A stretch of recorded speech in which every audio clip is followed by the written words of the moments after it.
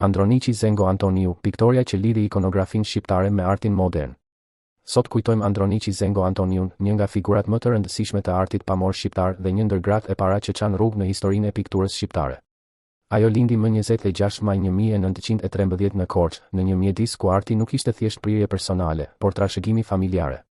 Androniqi u rrit në familjen e njohur të ikonografëve Zengo, një familje që kishte dhënë kontribut të rëndësishëm në pikturën kishtare shqiptare. Hapat e parë në art i mori pranë të atit, piktorit dhe ikonografit Vangel Zengo, në drejtimin e të cilit mësoi mjeshtërinë e vizatimit, ngjyrës dhe kompozimit ikonografik. Që në moshë të re, ajo mori pjesë në punime të rëndësishme kishtare, duke bashkëpunuar me të atin në pikturimin e kishës së Shënmërisë në Korçë në vitin 1928 dhe të kishës së Shënkollit në Hoqish në vitin 1930. Këto punime dëshmojnë lidhjen e saj të hershme me traditën e ikonografisë shqiptare dhe aftësinë për ta vazhduar atë me seriozitet artistik. Formimi i saj nuk mbeti vetëm brenda traditës familjare. Androniqi Zengo Antoniu studioi në Akademinë e Arteve të Bukura në Athinë, ku u diplomua për pikturë dhe skulpturë. Më pas vijoi formimin artistik në Paris, një nga qendrat më të rëndësishme të artit evropian të kohës. Ky kontakt me artin perëndimor e ndihmoi të kalonte gradualisht nga ikonografia drejt pikturës moderne, duke zhvilluar një gjuhë artistike më të lirë, më të ndjeshme dhe më personale. Në krijimtarinë e saj spikasin portretet dhe peizazhet, ku vërehet ndikimi i impresionizmit dhe kërkimi për dritë, atmosferë dhe ndjeshmëri njerëzore.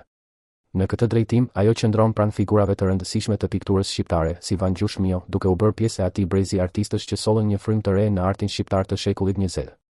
Një moment i rëndësishëm në karrierën e saj ishte viti 1937, kur realizoi një nga ekspozitat e para personale të një artisteje grua në Shqipëri. Ky fakt e vendos Androniqi Zengon jo vetëm si piktore të talentuar, por edhe si një figurë të rëndësishme në historinë e emancipimit kulturor të gruas shqiptare. Në vitin 1939, ajo mori pjesë në një ekspozitë ndërkombëtare në New York me 15 vepra, duke e çuar artin e saj përtej kufive shqiptar.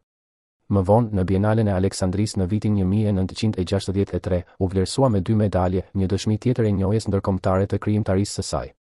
Një nga veprat më të rëndësishme të Androniqi Zengo Antoniut mbetet dekorimi i katedrales së Ungjillëzimit në Tiranë, realizuar gjatë viteve 1964-1965. Afresket e saj, të frymëzuara nga tradita bizantine dhe ruse, dalloheshin për finesë, harmoni dhe për një element me rëndësi të veçantë kombëtare, përdorimin e emërtimeve të shenjtorëve në gjuhën shqipe. Në këtë mënyrë, ajo i dha artit kishtar jo vetëm vlerë estetike dhe shpirtërore, por edhe një dimension të qartë shqiptar. Në vitin 1941, Androniqi u martua me tenorin e njohur Kristaq Antoniu, një tjetër personalitet i kulturës shqiptare. Jeta e saj u lidh kështu edhe më fort me botën e artit dhe të skenës shqiptare. Gjatë jetës së saj, Androniqi Zengo Antoniu krijoi qindra vepra, të cilat sot ruhen në institucione të rëndësishme artistike në Shqipëri. Krijimtaria e saj përfshin ikonografi, portrete, peizazhe dhe kompozime që dëshmojnë një artiste me formim të gjerë, me ndjeshmëri të thellë dhe me identitet të qartë krijues. Androniqi Zengo Antoniu u nda nga jeta më 10 shkurt 2000 në Tiranë, duke lënë pas një trashëgimi të çmuar për artin shqiptar. Ajo mbetet një figurë që bashkoi dy botë, traditën e ikonografisë kishtare shqiptare dhe frymën moderne europiane. Në historinë tonë kulturore, emri i saj qëndron si dëshmi e talentit, punës, dinjitetit dhe forcës krijuese të gruas shqiptare në art.